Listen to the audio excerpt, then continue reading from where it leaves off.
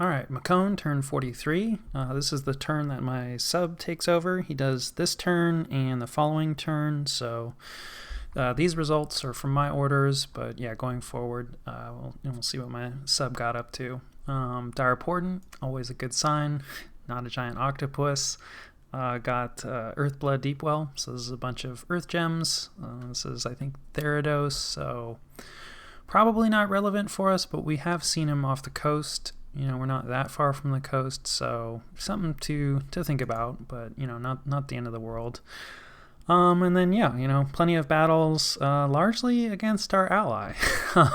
So, yeah, let's take a look. We have a fight in Kunaral. Yeah, so these are like our site searcher group, you know, kind of focused on Incinerate with some Gigantes. And they're bumping into not too much here, right? Just some Corpse Construct, you know, chaff up front, and an Eagle King who's been pretty heavily kitted out. You know, this is, yeah, again, probably defensive in nature, you know, especially like the Earth Boots, you know, make him a better caster, but probably not what you'd put on a thug you're planning on sending in. Plus lots of gems. So yeah, probably some spell casting. You know, Air Elementals is kind of like always a good... a good guess. Yeah. So air elementals, you know, like, again, these guys are not bad against air elementals, but there's a good chance they're gonna jump our commanders. Yeah. Which is not good, right? So what did our commanders get off? You know, he's got a little bit here, right? Like a fire plate, which is kind of helpful. Yeah, earth power, iron skin, temper flesh. Yeah, I don't know about all that. How much fatigue? I mean, it does make him a lot harder to kill, right? So he's up to protection 26 now, and, you know, he's got the resistances, but, yeah, I don't know. We'll see. Yeah, what is that? Fire Blast? So, you know, decent, right? Like, these guys are good casters. Magic damage is going to get around Ethereal and, like, the high defense of air elementals, so, you know, that's important. And then, yeah, like, Thunderstrike is not great for our Gigantes. So it's really just kind of a race against time. If we can cut through...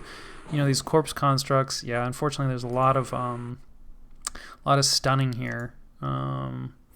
But still, you know, if we can, like, we should be able to connect. The high defense is going to be the problem, although he is pretty close to asleep and will probably put himself, you know, to sleep with another cast. So if we can get through those bodyguards before, you know, we get trampled here. It looks like, yeah, we had a morale failure. This guy's, yeah, got Battle Fright as an affliction, and this guy is almost dead and is now diseased, which is, it counts as an affliction. Yeah, now we have no leadership, so yeah, that's the end of that. So, yeah, it's kind of rough. You know, I mean, we're still not really set up to go up against, you know, Calum, although obviously, like, air elementals is something that we're worried about. So, you know, this was a situation where maybe should have had these Gigantes on bodyguard, right, instead of trying to send them in separately. Because I do think those casters were set eventually to advance and cast spells. So, you know, that way these guys would have hung out on the casters, defended them, you know, while they buffed up, and then would have moved forward with the casters. And so, yeah, anyway, this did not work out.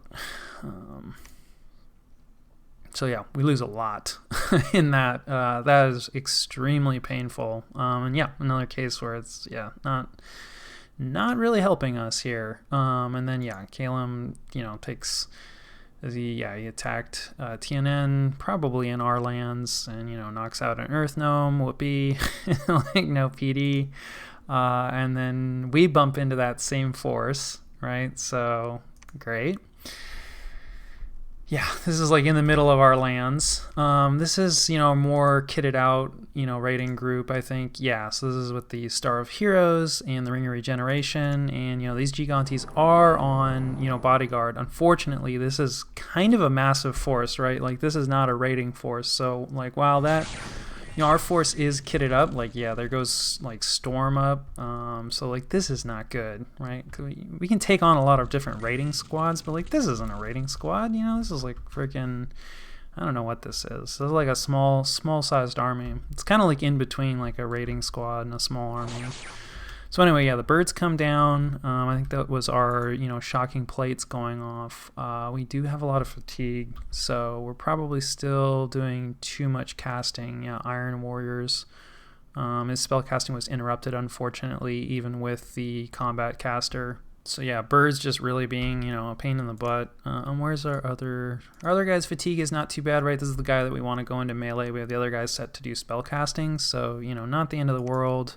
The fact that we have Gigantes here helps a lot. You can see that, there's a lot of Thunder Strikes coming down now from the caster support, which is going to be dangerous. Luckily, Storm does reduce precision, and Thunder Strike doesn't have the best precision anyway, and since we're at such great distance. Okay, that's Wrathful Skies. So yeah, we're almost assuredly screwed. And then here's Air Elementals who get boosted, from having Storm up, right? They have Storm power. So this is just too much. We're not doing terrible, all things considered. We wiped out the birds. Yeah, you can see we got a solid hit on this Air Elemental. He's down to size 5, so one more hit and he won't be able to trample us anymore. Yeah, somebody just got deleted from lightning. Yeah, right. This guy blade winded. So I mean, this is not. This did okay, all things considered, but just ran into too much stuff, really. So yeah, and I mean, anytime you're dropping Wrathful Skies and Storm, I don't know, that's not really a raid. So yeah, our ally helping us out. So. Yeah, that's extremely expensive for us. There's quite a bit of gear on those polo marks, obviously, capital only. A lot of gold lost here. This is a decent amount of gold. Nah, actually not that much, right? 230 gold. That's not even a single polo mark. So definitely, Calum comes away better from this engagement. Although, again, since theoretically we're allies, nobody is winning here. Yeah. And then, we get pinged. I'm not really sure what happened here. This isn't a fort or anything, just one of our provinces. Maybe this is a misclick, but yeah, not really important. And then, again, when we're actually running into what we're expecting to run into, TNN stuff, works fine. There's, no PD here, no resistance. And then, we bump into Calum again. I think we just take this back. Yeah. Kind of, and again, there was more here, so some of it moved out, but this is 10 PD, or maybe more, and it's kind of I don't know, if maybe in theory, right, his plan is okay, I'm gonna, because he does have mage support here, right, quite a bit of mage support here, actually, yeah, and here's one of these effigies of war, which I was talking about, so this is probably what was causing all of those area seraphs to appear. So yeah, something to keep in mind that, some of his armies may not be as big as they look, because, he is using these. He may have just got it from an event. I don't think this is a path that Calum really gets, a cross path. But anyway, yeah, pretty kitted out Eagle King. This one, maybe he's planning on sending in, definitely focusing kind of on a defense build, but with solid protection for sure. Decently high encumbrance, and then Wind Guide, which probably isn't going to matter too much. He has a few archers here, but yeah, it is going to be good against, or better against elves, right? We've talked about how arrows get around a lot of the defenses of elves, but of course, TNN has been doing air shield, so it's even with Wind Guide, 10 archers is not going to do anything. So maybe his plan is to hang out here and try to catch TNN raiders, but again, that's a discussion, in my mind, he didn't discuss any of this, so I'm just gonna PD up your provinces, and hang around and try to catch raiders. So yeah, I don't know, extremely disrespectful, even if his intentions were pure. And let's see here, is this the Eagle King? Yeah, this is the Eagle King. Really high fatigue. Yeah, it does look it's focused on thugging. So you can see, let's see, he managed to get around the awe. But he does have pretty high protection, right? This is probably, yeah. So he put Iron Skin on himself, most likely. And this is our caster guy, so he's less kitted out for melee. Hopefully he'll do some spell casting. This guy does have a little bit of fire resistance, which maybe is why, yeah, pretty good resistances all around, really. Yeah, doesn't care about poison, pretty safe against cold. Not so safe against shock, just because shock is really hard to be safe against, but still not bad. And then, but fairly weak to fire, like, all things considered. So hopefully, we throw an Incinerate out here. But sometimes it can be hard to get the AI to cast, against resistances. And, of course, he's getting harassed, by PD and etc. But our other guy is coming back to help him out, which is cool. And, we've routed some of the PD.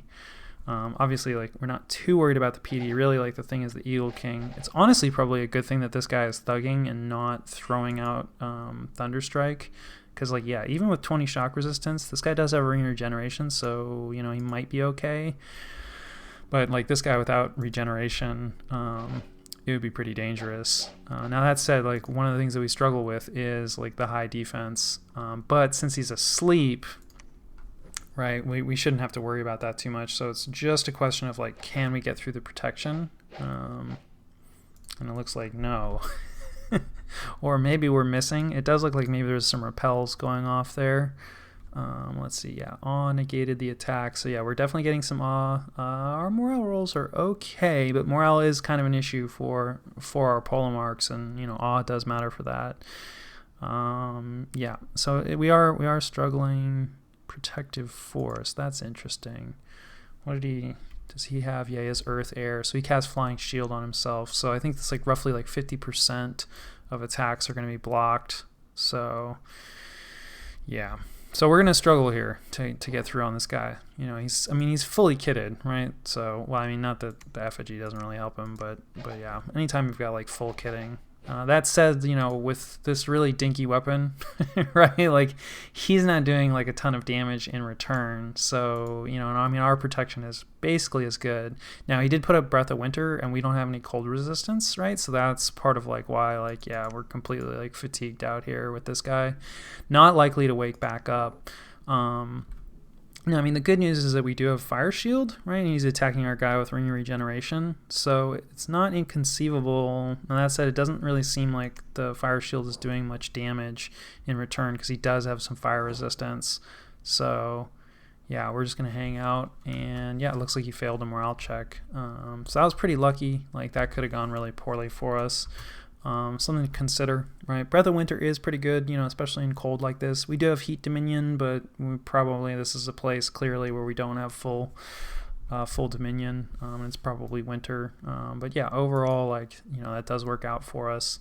But yeah, again, like, this is a province that, he controlled, and then, like, yeah, moved some stuff in to defend it, which is not really, what he said that he was going to be doing, at least, how I understood what he said. Anyway, some three-headed calves. Like, the Demon Gate is still out there, Village Well turning red, and then, we lose some Dominion, which is sad, because, yeah, we do want to get our Heat Dominion rolling. And then some patrolling. So, yeah. So, like, this is where, right, this is the battle that we just watched here, right? And it was kind of like, yeah. So he moved probably here, right, with most of his forces, but then, yeah, move some additional stuff in, drop some PD, and it's just kind of like, yeah, this is the battle where we lost, like, our pretty kitted,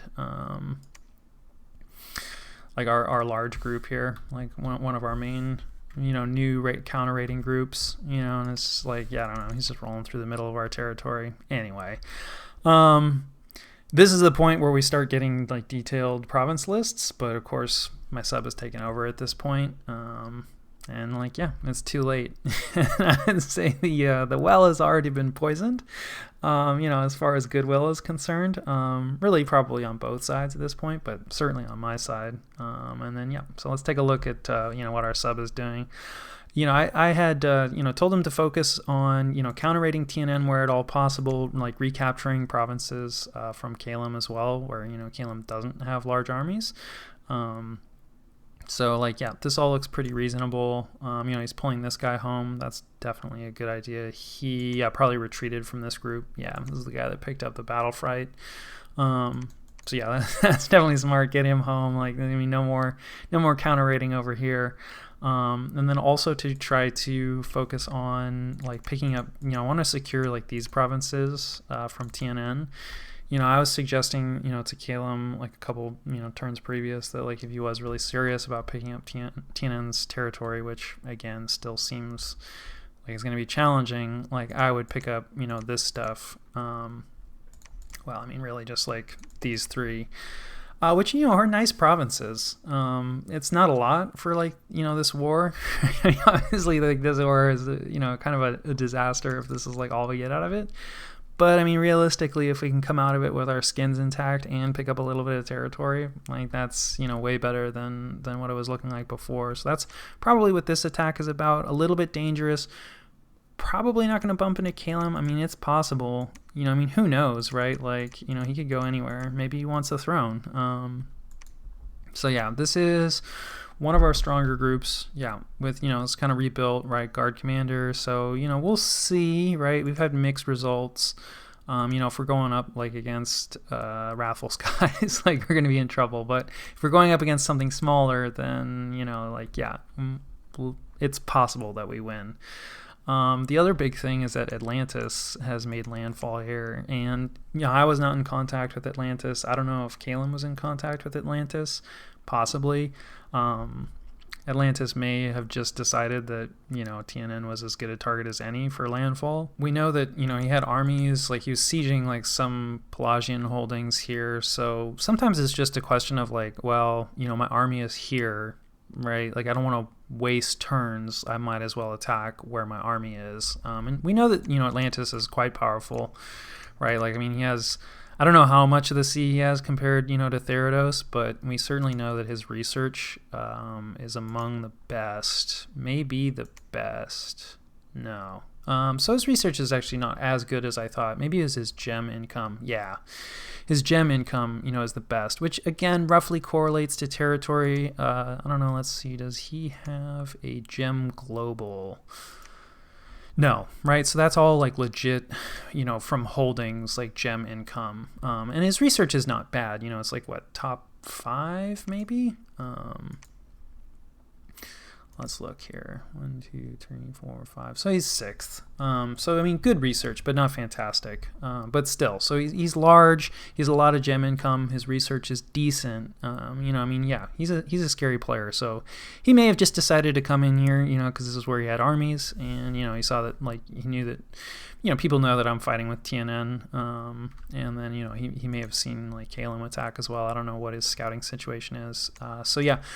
This is kind of a mixed bag for us, really. I mean, it's good that, like, TNN has more problems, obviously. Like, that's huge. That is a big win, absolutely.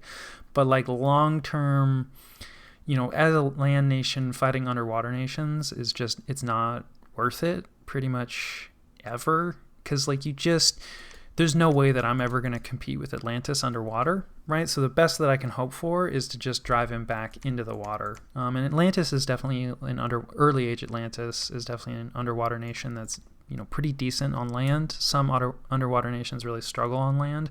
I would not say that Atlantis is one of them. So we're going to be fighting kind of on even footing-ish on land.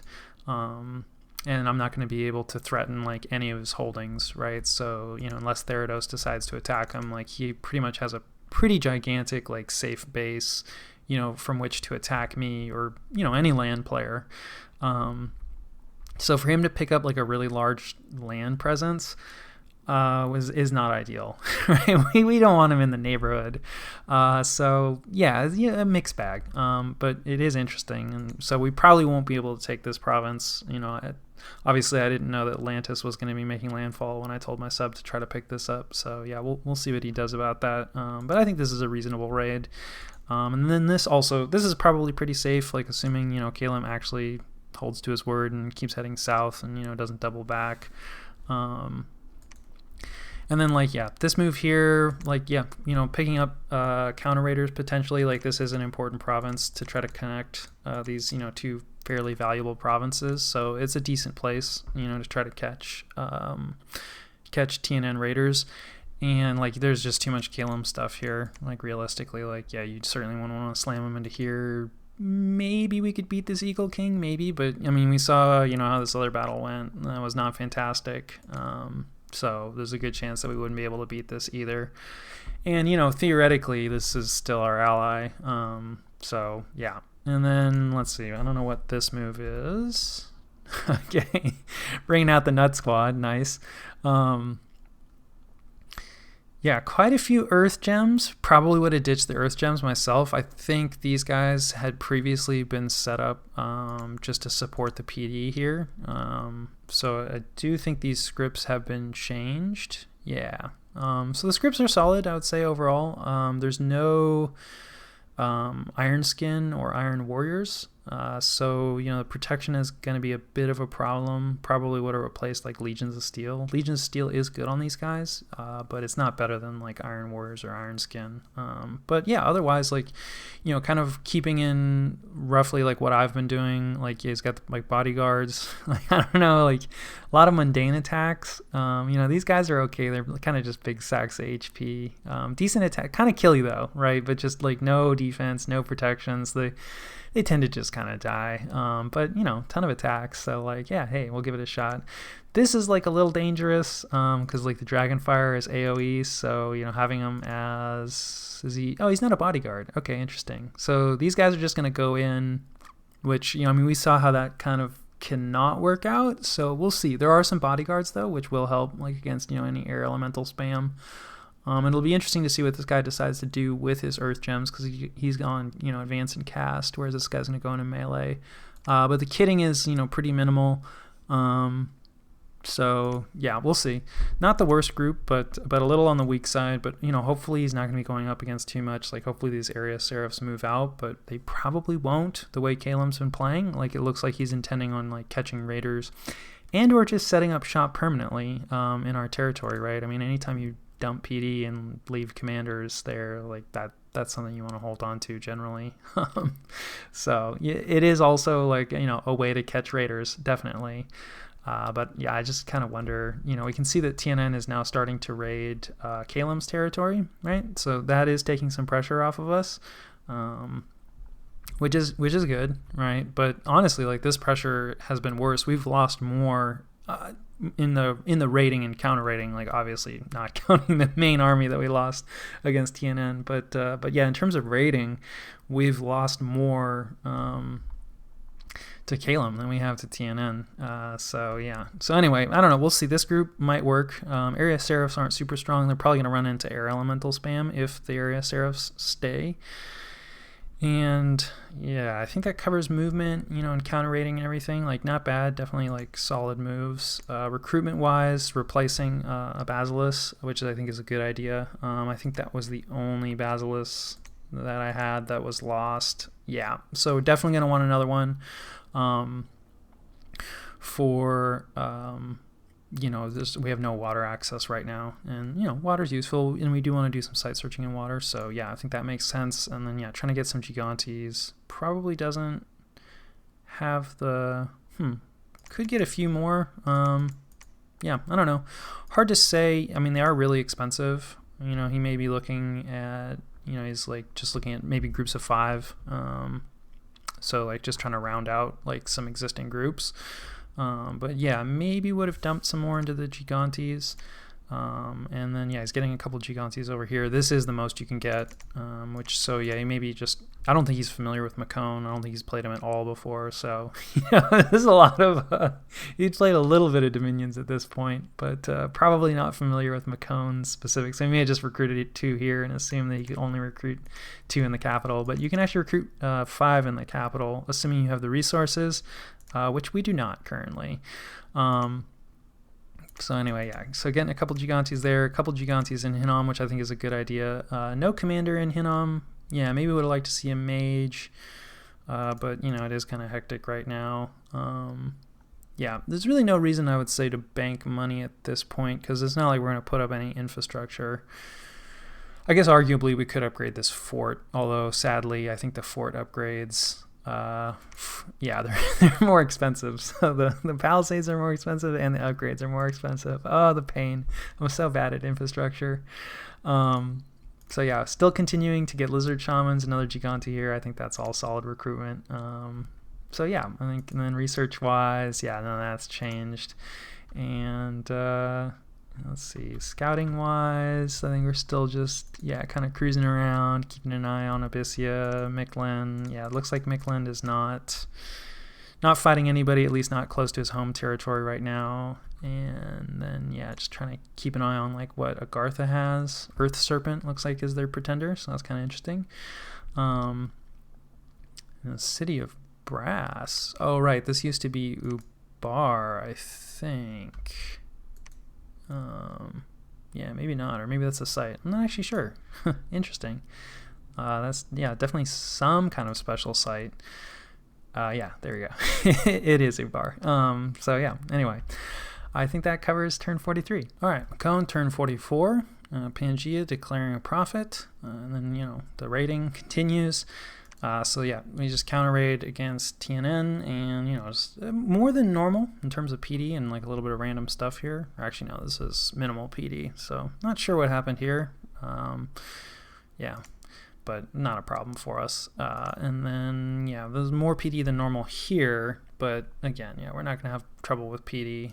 So able to capture both of those, and then we get raided. You know, we just have minimal PD. This is, you know, one of those kind of, rather than the commander, you know, it's the sacred group, and you know, some of these warriors. But of course they have no trouble with minimal PD, and then yeah, we continue bumping with our ally, or maybe he moved out and we're going to recapture. So this is kind of that, you know, nut squad with the yeah, with the foul spawn from crossbreeding. Or I actually think no, this is not crossbreeding. This is just straight out from our pretender.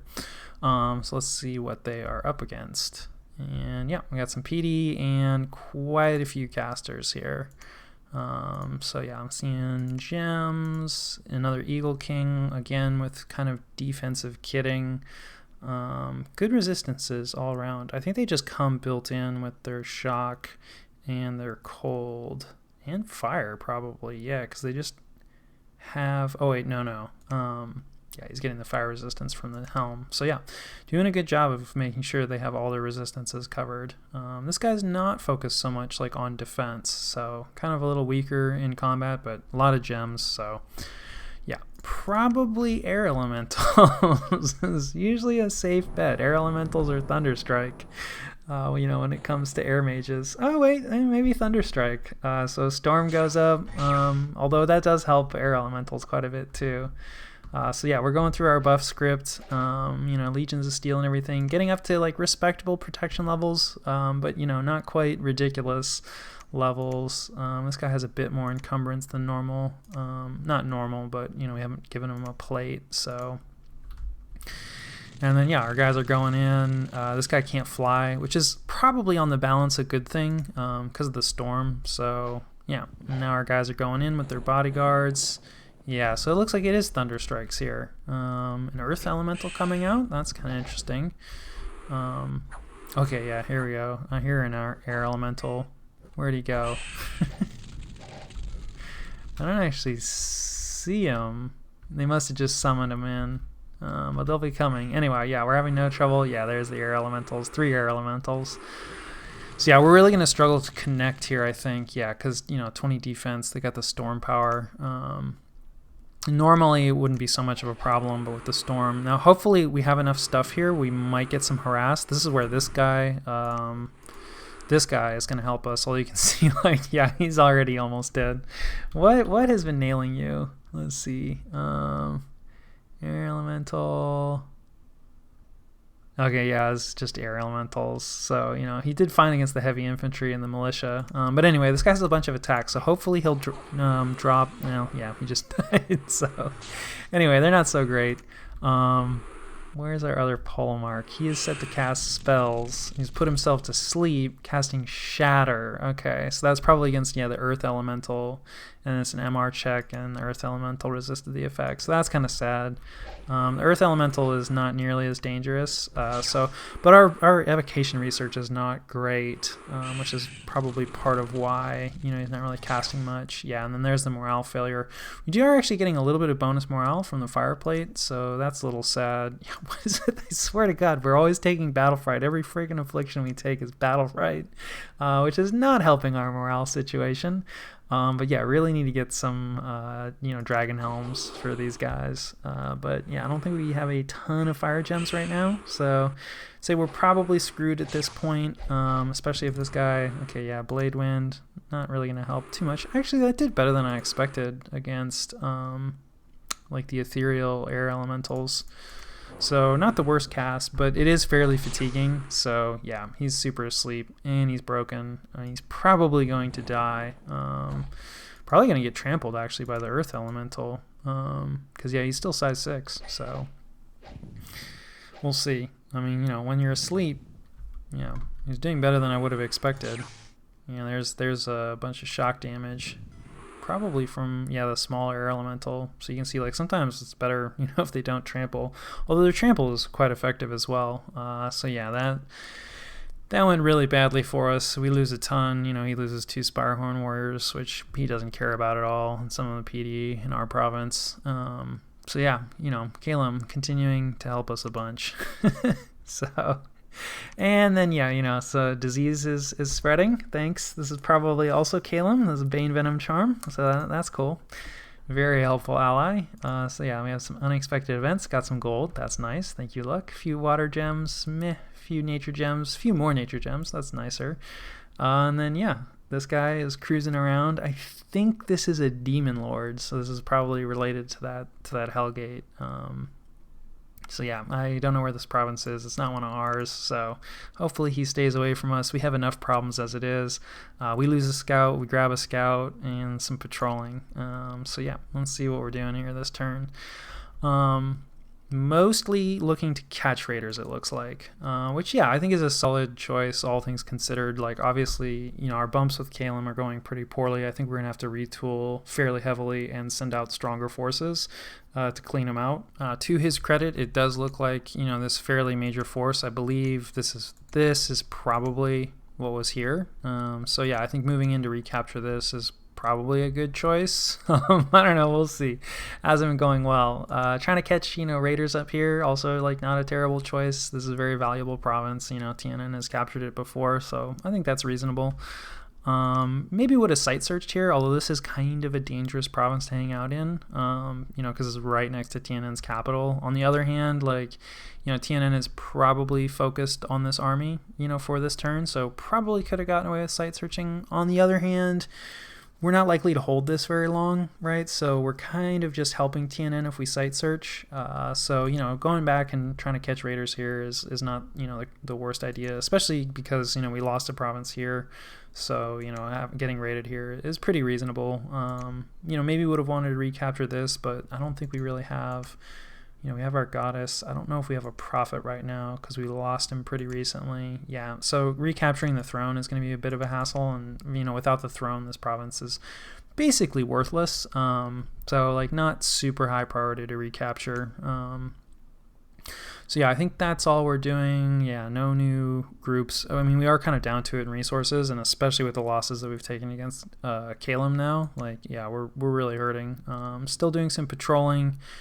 Probably could have gotten away with a little more researching, but yeah, it's hard to say. Like, we're still getting raided by Tian'an pretty hard here. And yeah, in terms of, like, you know, Calum's penetration, looks like, you know, other than this force, haven't really seen much else. You know, he's plenty active in our lands. Anyway, so yeah, I think that covers, like, most of the movement and everything. In terms of recruitment, yeah, still working, right? Basilisk, slow to recruit. Getting more Gigantes this turn. Yeah, that's good. I think that's, yeah, probably all that we can get. Yeah, because we have resource problems.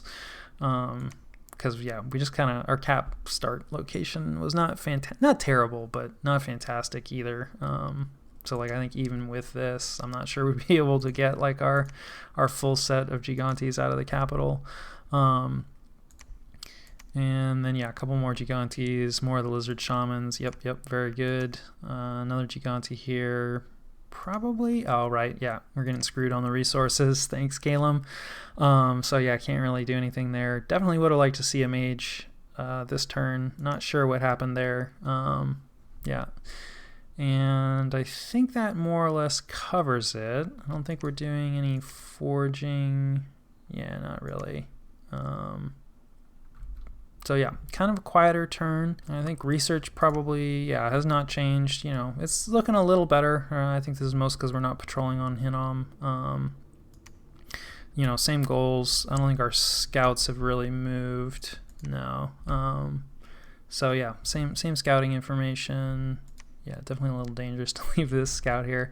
Probably would have moved this guy off. Anytime it's like a fat army, like on a fort, there's a decent chance that it'll start patrolling. So it can be good to peek, see if they patrol. It looks like this Agarthan player probably doesn't do a ton of patrolling because we've been sitting here a couple of turns now. But yeah, this is always, it's like, okay, we've seen what's here. Let's go somewhere else. Probably would go here to hopefully catch like a combat with the independents, because people are always going to recapture from independence, and so it's a good way to catch battles if there isn't some war going on, which I don't think Agarth is in a war, although I don't really know because I was not in contact with that player. So yeah, it's sort of just in a holding pattern here, I think. Kind of need to discuss with the Kalem player like what's going on.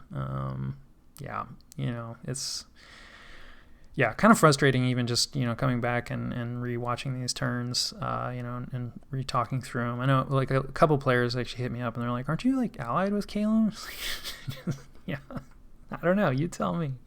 But yeah, so need to figure out what's going on with Kalem. Maybe going to be in a war against him. Obviously, like TNN is like still out there, still powerful. He's under some threats. Like Kalem has moved in. This is a significant threat.